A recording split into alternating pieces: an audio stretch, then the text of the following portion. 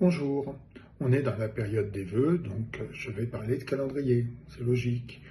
Le dénombrement du temps avec des semaines de 7 jours peut jouer des tours aux écologistes. Alors la semaine de 7 jours, c'est une construction humaine. Il n'y a aucune raison de trouver une périodicité de 7 jours dans des séries temporelles en écologie. Et pourtant, il y a deux mécanismes qui peuvent être invoqués pour produire une telle périodicité dans nos séries temporelles.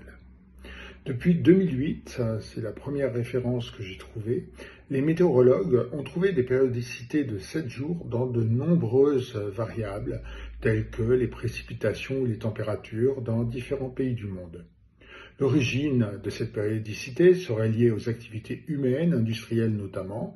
En effet, le week-end correspond à une période où il y a une baisse d'activité et donc, suite à cette baisse d'activité, ça peut conduire à cette périodicité de 7 jours. Une autre raison, c'est que 7, c'est à peu près un quart de mois lunaire. Alors un mois lunaire, ça dure 29 jours et demi. Ça correspond à la répétition des phases lunaires entre nouvelle lune, premier quartier, pleine lune, dernier quartier, et on recommence à nouvelle lune. Les différentes phases du mois lunaire correspondent à différentes périodes où la lumière reçue de nuit sur la Terre est différente. On aura plus de lumière en pleine lune qu'en nouvelle lune, forcément la nuit. Mais les marées sont aussi dépendantes des phases lunaires. Si vous décidez de prendre des données dans le milieu marin toutes les 2 semaines, vous allez être en quasi-synchronie avec la marée et vous risquez d'avoir un biais. Par exemple, certaines tortues marines viennent pondre en plus grand nombre lors des marées de vives eaux, donc tous les 14 jours, en nouvelle lune et pleine lune.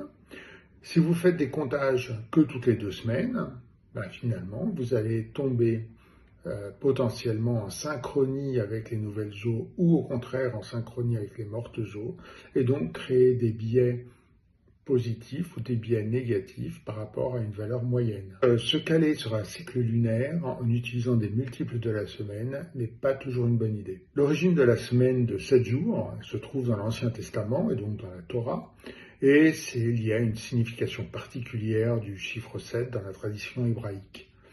Il est amusant de noter qu'une semaine de 10 jours a été créée à la suite du développement du système métrique en France avec le calendrier révolutionnaire, mais ce fut un échec car au lieu d'avoir un jour de repos tous les 7 jours, ce n'était plus qu'un jour de repos tous les 10 jours.